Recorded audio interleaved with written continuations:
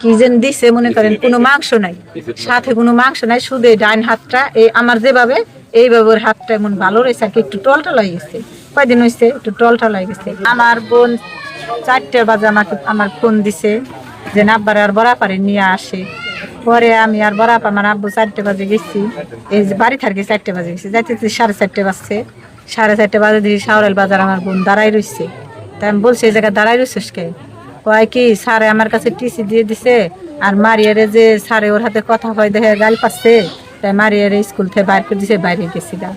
পরে আমি কই কি তাও এতক্ষণ আসলো ওখানে? কয় কি ওই যে আলিপির লগে আসলো, 4টে পর্যন্ত আলিপির লগে আসলো। তাই আলিপ বলে ওরে কইছে যে তুই যা আমি আসি। তাই আলিপরে আমার বোন যে সময় টিসি দিছে, তখন আলিপের মা আলিপ আলিপ আর আলিপে আমার বোন আর হলো মারিয়ার ভাই 4জন স্কুল আসলো লাইব্রেরিতে। পরে আমার বোন বলে আলিপরে জিগাইছে যে তাই মারিয়ে কই?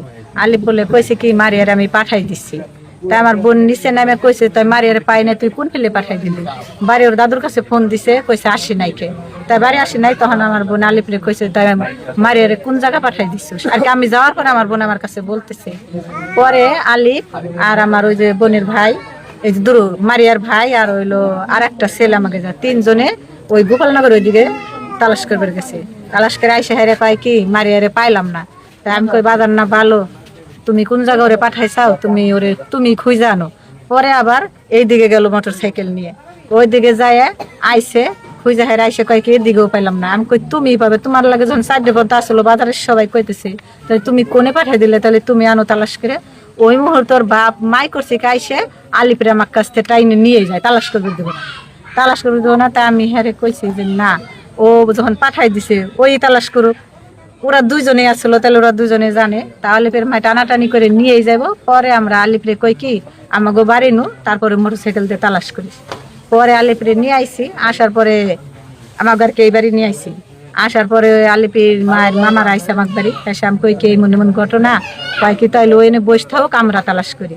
পরে সবাই তালাশ করলো, পাইলো না। 9টার দিক দিয়ে ওর মামার আইসে পরে আলিপুরে নিয়ে গেছে গা। আমরা দিয়ে দিছি, আমরা ওর দিকে মার কয়ে দিছি তুমি তালাশ করে মারিয়ারে বাইর করে দিও, তোমার আমরা কিছুই কমনে। আমাকে মারি আসার পর আমার আর কোনো কথা নাই। পরে হাসে আলিপ কইছে কয় না আমি মারিয়ারে বাইর করুনি লাগবো আমার। হাসে আমি কই তুমি পাঠাই দিছাও, কোন জায়গা পাঠাইছাও তুমি জানো। পরে ওর মামুরা ওরা হেসে নিয়ে গেছে, আর আমার গোপলা পান্নে আমরা রাতে 1টা পর্যন্ত তালাশ করছি, 700 জনের বাড়ি পাইনি। পরে পরের দিনও সারাদিন তালাশ করছি, তারপরেও পাইনি। বাজারে যাই সবাই জিগেছি, সবাই কয় কি ওই সেরার লগে 4টে পর্যন্ত এই বাজার দেয় আর কই জায়গাতে যতটুকু এরিয়া আছে সব জায়গাতে বলে ঘুরে ঘুরে খালি কইছে আমার নিয়ে নু, আমি বাড়ি গেলে আমার মায়ের রাগ করবো, বাড়ির সামনে আমার নিয়ে নু, এরকম বলে করছে লাগে আর কি যারা শুনছে। পরে এই পর্যন্তই। তারপরে আর আলিপ তো গেছে গাই, ওইদিন তো চলে গেল ওই যে 9টার দিকে। পরে আমরা 2 দিন তালাশ করার পরে 800 জন জেনে যা আছে করছি, করার পরে আর কোনো উপায় না পাই আমরা থানায় যাই জানাইছি, অভিযোগ করছি। অভিযোগ করার পরে হেরাও খুঁজছে আমাকে লাগে, অনেক পুলিশে অনেক খোঁজাখুঁজি করছে এই কয়দিন ধরে। কারণ কালকে আর কি এই আমার বাইগনের বন্ধু ফোন দিছে, কয় কি চন্দননগরে একটা মেয়ে আছে, প্রতিদিনই খুঁজি। আমি কালকেও আমার আব্বুরে নিয়ে সকাল থেকে 1টা পর্যন্ত গোপালনগর দিয়ে যত মাইটেল জোর আছে সব জায়গা দিয়ে খুঁজে যাইছি গোপালনগর দিয়ে, কিন্তু পাইনি। তারপরে 2:30টার দিক দিয়ে আমার বাইগনের কাছে ফোন দিছে যে চন্দননগরে একটা মেয়ে পাওয়া গেছে, তাই আয়।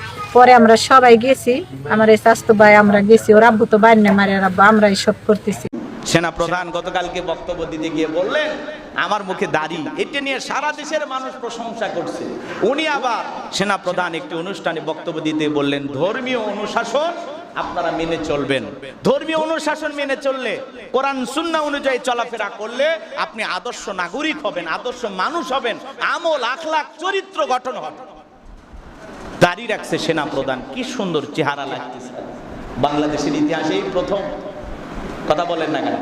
আল্লাহর কাছে দোয়া করে আল্লাহ যেন ওনার ঈমান আরো বৃদ্ধি করে দেন, আমলের ভিতরে বারাকা দেন, এবং তাকে দেখা আরো যারা দায়িত্বশীল আছেন বিভিন্ন প্রশাসনে দায়িত্ব পালন করেন সবাইকে যেন চরিত্রওয়ালা আদর্শবান মানুষ হিসাবে, আল্লাহর প্রিয় গোলাম হিসাবে আল্লাহ তাদেরকে চলার তৌফিক দান করেন। সকলে বলুন আমিন। আর একটু জোরে বলুন আমিন। সম্মানিত হাজরিন, আমি যে কথা বলতে চাচ্ছিলাম লম্বা হয়ে যাবে, আর লম্বা করার সুযোগ নাই। সংক্ষিপ্ত কথা এতটুকু বলতে চাই, আশুরার দিন তার তাৎপর্য, তার মর্যাদা শুধুমাত্র কারবালার ঘটনাকে কেন্দ্র করে নয়, এই পৃথিবীর অনেক ঐতিহাসিক ঘটনা এই আশুরার দিনে ঘটেছে। ইব্রাহিম আলাইহিস সালামকে আল্লাহ রাব্বুল আলামিন নমরুদের বিশাল অগ্নিকণ্ঠ থেকে মুক্তি দিয়েছিলেন এই আশুরার দিনে। সুবহানাল্লাহ বলেন। আপনার আমার প্রিয় পয়গম্বর আদম আলাইহিস সালাম, পৃথিবীর প্রথম মানুষ, প্রথম নবী, তাকে আল্লাহ রাব্বুল আলামিন যেদিন রূহ প্রদান করেছিলেন সেটা ছিল আশুরার দিন। আল্লাহ যেদিন জান্নাতে প্রবেশ করাইছিলেন সেটা ছিল আশুরার দিন। যেদিন তাদেরকে আল্লাহ তাআলা ক্ষমা করে দিয়েছিলেন সেটা ছিল আশুরার দিন। সুবহানাল্লাহ বলেন। এইভাবে ঐতিহাসিক অনেক ঘটনা আছে, আমরা বিস্তারিত আলোচনা আগামী জুমায় করব ইনশাআল্লাহ। ইনশাআল্লাহ এতটুকু শুধু বলতে চাই, ভালোকে ভালো বলবেন, খারাপকে খারাপ বলবেন, ভালো কাজ সবের কাজে অংশগ্রহণ করবেন, মা বোনদেরকে বলে দেবেন। রাসূল আকরাম সাল্লাল্লাহু আলাইহি ওয়াসাল্লাম বলেছেন, রমজানের পরে সবচেয়ে গুরুত্বপূর্ণ সিয়াম হলো এই আশুরার সিয়াম।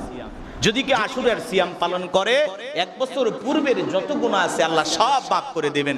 বলুন সুবহানাল্লাহ। এই জন্য মা বোনদেরকে বিশেষ করে এই আমলের কথা আপনারা বলবেন। আশুরার রোজা, হ্যাঁ, আগামী হয়তোবা 26 তারিখে আশুরার দিন, আপনারা 25-26 রোজা রাখতে পারেন, এইভাবে আমল করবেন। পারবো তো ইনশাআল্লাহ। আমরা আমলের ব্যাপারে একটু মনোযোগী হব, মা বোনদেরকে আমলের কথাগুলো আমরা বলবো ইনশাআল্লাহ। ভালোকে ভালো বলতে হবে, আমলের দিকে মানুষকে ধাবিত করে। বাংলাদেশে আল্লাহু আকবার, কি অসীম ক্ষমতাধর আমার রব, আমার আল্লাহ।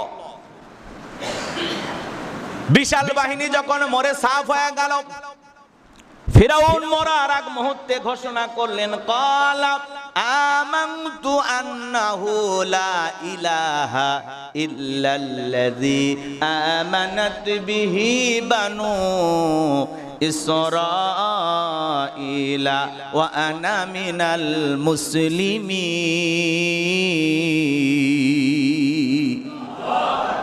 ফিরাউন তখন ঘোষণা করল, আমি ঈমান এনেছি। কি কর ফিরাউন, কি কর? আমি ঈমান আনলাম, লা ইলাহা ইল্লাল্লাযী, আমি ঈমান আনলাম তুমি ছাড়া কোনো মাবুদ নাই, তুমি ছাড়া কোনো উপাস্য নাই। ওয়া আমানাত বিহি বানু ইসরাঈল, বানু ইসরাঈলের যে আল্লাহর প্রতি ঈমান এনেছে, যে রবের প্রতি ঈমান এনেছে, আমিও সে রবের প্রতি ঈমান আনলাম। ওয়া আনা মিনাল মুসলিমিন, আল্লাহ আমি আত্মসমর্পণ করলাম, আমি মুসলমান হয়ে গেছি, আমারে বাঁচাও, আমারে আর মাইরো না। ফিরাউন যখন এই যে 10 তারিখ, কথা কয় না, মুহররমের কয় তারিখ? 10 তারিখ, আশুরার দিনে এই ঘটনা, ঐতিহাসিক সেই ঘটনা। সম্মানিত হাজিরিন, এইবার ফিরাউন যখন আল্লাহর কাছে ঈমান আনার পরে বললেন, আল্লাহ আমি মুসলমান হয়েছে, আত্মসমর্পণ করেছি, তুমি ছাড়া কোনো মাবুদ নাই, আমি তোমার প্রতি ঈমান আনলাম। বনি ইসরাঈল যে আল্লাহর প্রতি ঈমান এনেছে, আমি সে আল্লাহর প্রতি ঈমান আনলাম। ফিরাউন যখন বলল আমি মুসলমান হয়েছি, আত্মসমর্পণ করেছি, এই কথা শোনার পরে আমার আল্লাহ কি সুন্দর জবাব দিয়ে বললেন, আল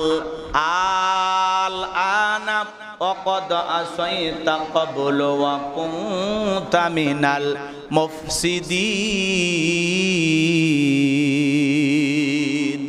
আল্লাহ রাব্বুল আলামিন বলে, তুমি এখন ঈমান আনছো, এর পূর্বে তুমি কি করেছো? পৃথিবীর জমিনে নাফরমানি করেছো, বিশৃঙ্খলা সৃষ্টি করেছো, ক্ষমতার দাম্ভিকতায় অহংকারে তোমার বাড়ির দাসীকে গরম তেলে পোড়ায়া পৃথিবীর জমিন থেকে বিদায় করে দিয়েছ, তোমার স্ত্রীকে নির্মম নির্যাতন জুলুম করে বিদায় করে দিয়েছ।